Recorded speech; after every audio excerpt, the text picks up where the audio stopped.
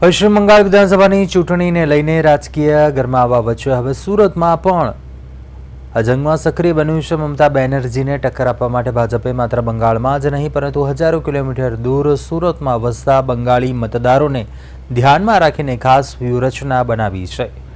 સુરત ભાજપ કાર્યાલય અને સુરત બંગાળી સમાજ દ્વારા 4 વિશેષ ટ્રેનોની વ્યવસ્થા કરી અંદાજિત 5000 જેટલા મતદારોને વિના મૂલ્યે પશ્ચિમ બંગાળ મોકલવામાં આવશે. સુરતમાં વસતા અંદાજિત 2.5 લાખ બંગાળી કારીગરો જે મુખ્યત્વે ડાયમંડ, જ્વેલરી, ટેક્સટાઇલ ઉદ્યોગ સાથે સંકળાયેલા છે તેઓ મોટા વોટ બેંક તરીકે જોવામાં આવે છે. રિઝર્વેશનની અછતને કારણે ઘણા લોકો મતદાન માટે વતન જઈ શકતા નથી, ત્યારે ભાજપે આ સમસ્યાનો ઉકેલ લાવવા આ યોજના અમલમાં મૂકી છે. સાથે જ ફોર્મ પ્રક્રિયા દરમિયાન કડક ચકાસણી કરી લગભગ 1200 થી 1500 ફોર્મ રદ કરાયા હોવાનું વાસુદેવ अधिकारीए जणाव्યું હતું.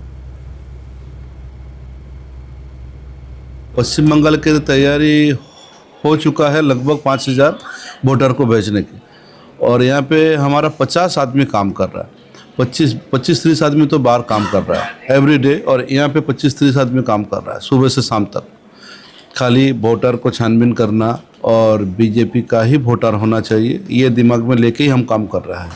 सूरत में है 2 से 2.5 लाख है, लेकिन अभी सूरत से जो रोज़ाना ट्रेन है अहमदाबाद हावड़ा कवि गुरु है, तो इस तरह से ट्रेन है वो सब फुल हो चुका है, उनमें टिकट नहीं है. और जो लोग नहीं जा पाते हैं उसके लिए हम ये काम कर रहे हैं. फिर भी ये 5000 लोगों की जाने की पुष्टि हो चुकी है और ये बढ़ सकता है.